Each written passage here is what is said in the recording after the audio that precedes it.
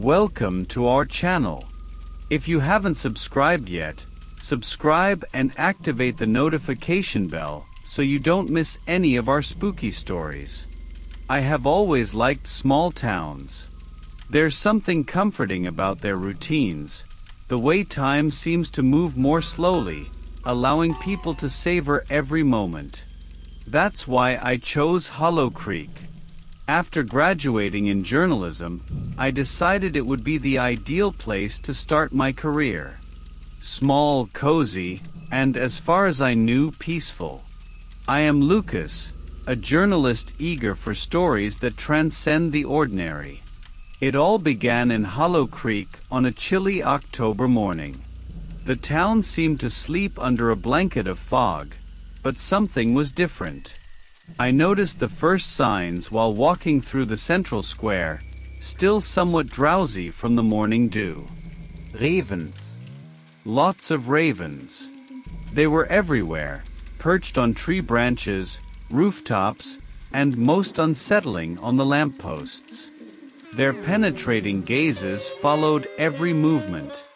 I met Clara, my friend and photographer, at the local cafe. Her eyes sparkled with the same curiosity as mine. While we had coffee, we discussed our plans for the day. That's when Mrs. Margot, the cafe owner, approached us with a worried expression. Have you seen the ravens? She asked, her voice trembling slightly. They've been acting strangely. My cat disappeared yesterday, and this morning I found black feathers near the door. That was the first time I noticed the tone of fear in the townspeople's voices. From that moment on, the ravens ceased to be merely a curious detail and became an unsettling mystery. We decided to investigate. Clara grabbed her camera, and together we walked through the quiet streets of Hollow Creek, now haunted by the incessant cawing of ravens. That afternoon, we received a call from a local farmer. A flock of sheep had been attacked, and he was convinced the ravens were responsible. We went to his farm on the outskirts of town. The scene was desolate. Carcasses scattered across the field, black feathers covering the ground. The marks on the sheep's bodies suggested that something more than just a flock of birds was involved. While Clara took photos, I took frantic notes. The feeling that something terrible was about to happen grew stronger by the minute. The town that had once been synonymous with peace was starting to transform into a scene of horror. And that was just the beginning. That night, Hollow Creek was shrouded in an ominous silence, interrupted only by the occasional caw of ravens. What had once been a tranquil town now seemed like the setting of an escalating nightmare. Clara and I decided to spend the night on watch, hoping to capture any unusual behavior from these sinister birds. The town's setting seemed frozen in time. The streetlights flickered irregularly, casting shadows that danced on the walls of the houses. The ravens were everywhere, their eyes glowing like small obsidian beacons under the dim light. Instead of flying in flocks, as was common, they were scattered, watching us from an uncomfortable distance. As the night wore on, what had once been merely strange became truly unsettling. Clara and I were in a local park when we heard a high-pitched scream, cutting through the silence like a blade. We ran toward the sound and found a woman, visibly panicked, with a pale face and tears streaming down her cheeks. They attacked my dog," as she cried. The poor animal lay there, surrounded by black feathers and deep marks, as if it had been attacked by something more than just birds. As we tried to comfort the woman and call for help, I noticed something even more disturbing. The ravens seemed to be gathered around an old tree, a massive walnut whose branches were covered in a strange black substance. As we approached, the ravens began flapping their wings frantically, as if trying to drive us away. The atmosphere was charged with a palpable tension, and I couldn't shake the feeling that there was something much more sinister behind these attacks. We decided to follow the path where the attacks had occurred most frequently. It was an isolated field, away from the city lights. When we arrived, Clara started photographing the evidence. Claw marks and feathers scattered across the field. I was focused on documenting every detail when I heard an unusual sound coming from the trees. A low, almost imperceptible scratching, but it made the hair on my arms stand on end. Suddenly, a massive dark raven appeared, flying low, and landed a few meters from us. Its eyes were like deep holes, filled with a darkness that seemed almost conscious. It watched us with a disturbing intensity, and for a moment, I felt as if that bird's gaze was connected to something much deeper and more terrifying. The night dragged on, and the fear intensified. What had been a mere nuisance had turned into a full-blown nightmare. The feeling of being watched, of being at the mercy of something we didn't understand, became overwhelming.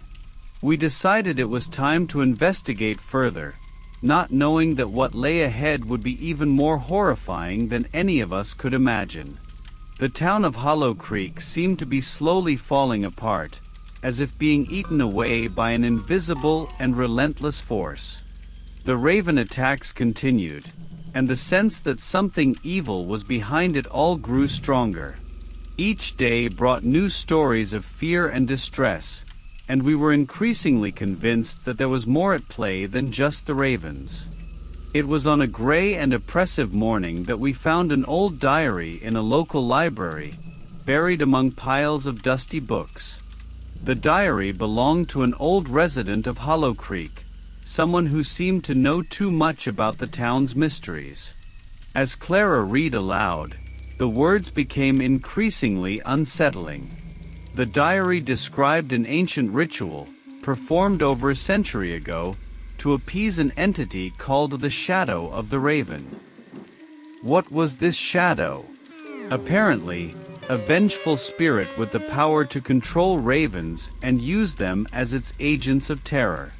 The text spoke of sacrifices and a dark pact made by a group of townspeople seeking to avoid the entity's wrath.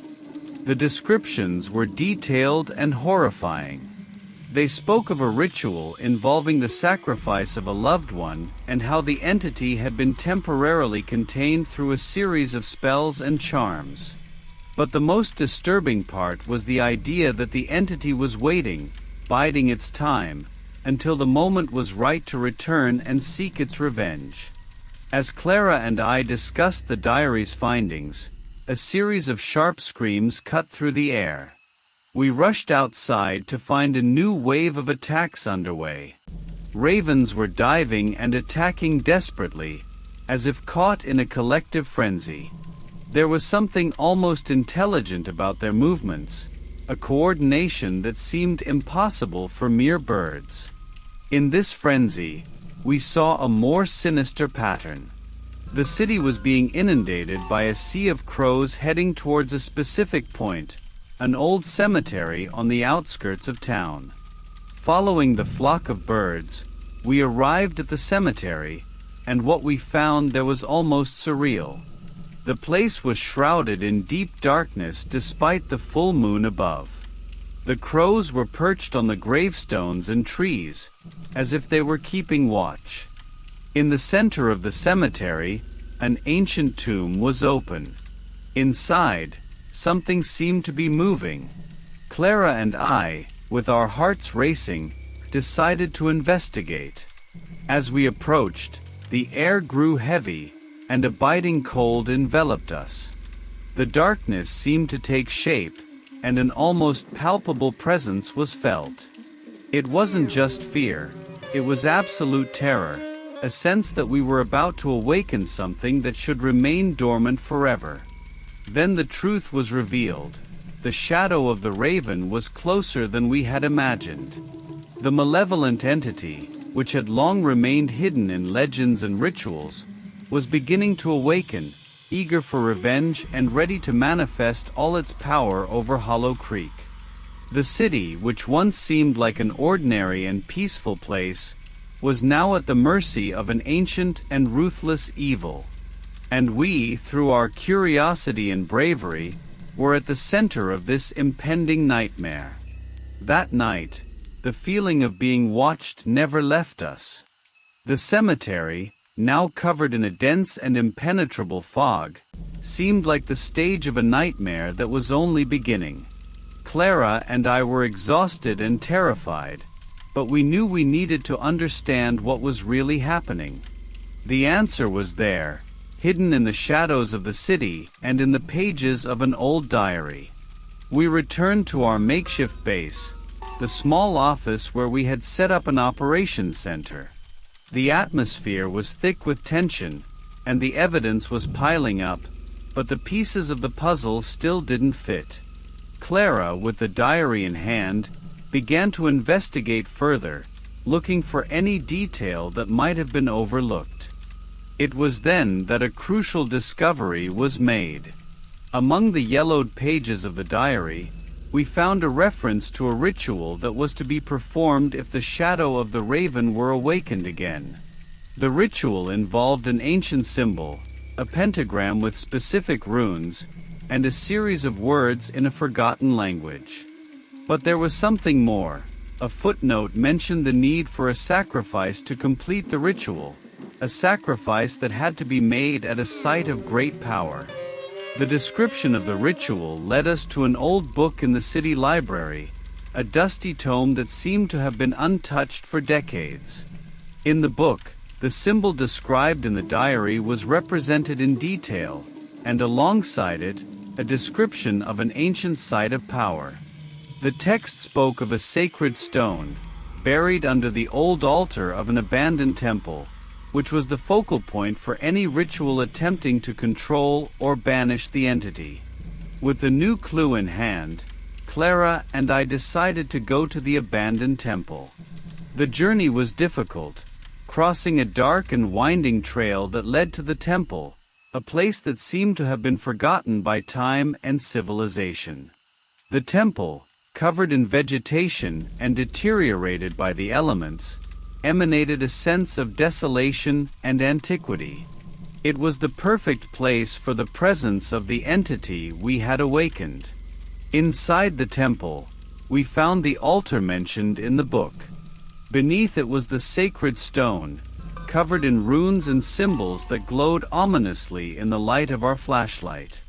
The place was imbued with an ancient power, almost tangible, and the air seemed to pulse with negative energy. As we examined the stone, a sense of panic began to grow. It was as if the very atmosphere was becoming oppressive, and the fear we felt was intensifying. Then, Clara found a hidden passage in the altar, revealing an ancient scroll that detailed the ritual to appease the shadow of the raven. The instructions were clear but also extremely disturbing. The ritual required the sacrifice to be made under the full moon, and the scroll indicated that the presence of the shadow would manifest in full force at that moment. The final part of the text left us uneasy. The entity was not merely a force of vengeance, but a manifestation of something deeper and older, something that had been sealed for a reason. The weight of responsibility was beginning to hit us. We had discovered the truth, but the real battle was about to begin. The ritual needed to be performed to stop the entity, but the cost would be high and the danger immense. With the scroll in hand and the sacred stone as our only hope, we knew that our only chance to save Hollow Creek was to confront the shadow of the raven directly and risk everything to banish the evil that had been unleashed. The full moon was high and imposing in the sky, its silver light casting a ghostly illumination over Hollow Creek. The cemetery was in absolute chaos. Crows flew in frenzied circles, as if they were in a macabre dance, and the air was filled with a biting cold. Time was running out, and Clara and I knew that the ritual had to be performed that night. The abandoned temple was a short distance away, a fortress of shadows and mystery. Armed with the ancient scroll and the sacred stone, we prepared to face whatever lurked in the darkness. The weight of responsibility was almost physical. Each step we took seemed to echo with a resonance of unease. Inside the temple, the walls were covered in moss and cobwebs, and the altar was now immersed in an almost palpable darkness. Clara positioned the sacred stone in the center of the altar, while I drew the symbol on the ground with coarse salt, according to the scroll's instructions. The ritual was ready to begin, but the atmosphere was becoming increasingly charged with malevolent energy. As we began to chant the words of the ritual, the presence of the shadow of the raven became almost tangible. The moonlight seemed to intensify the darkness around us, and a sense of oppression dominated the environment. Suddenly, the cemetery exploded into a frenzy of activity. The crows attacked in mass, diving in our path, their sharp talons and relentless beaks.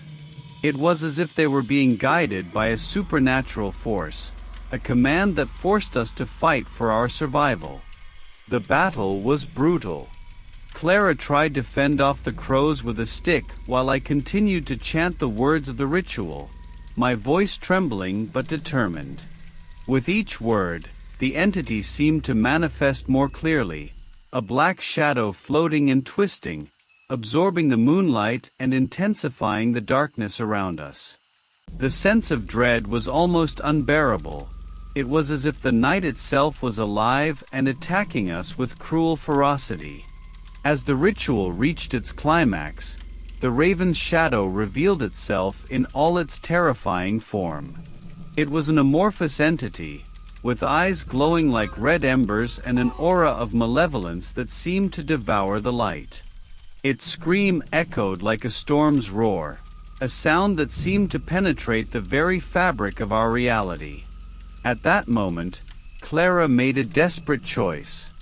With a cry of determination, she hurled herself at the shadow, using the stick to create a distraction while I finished the incantation. It was an act of desperate courage, and I knew she was risking everything to give us a chance. The ritual was nearly complete, and the entity was weakening.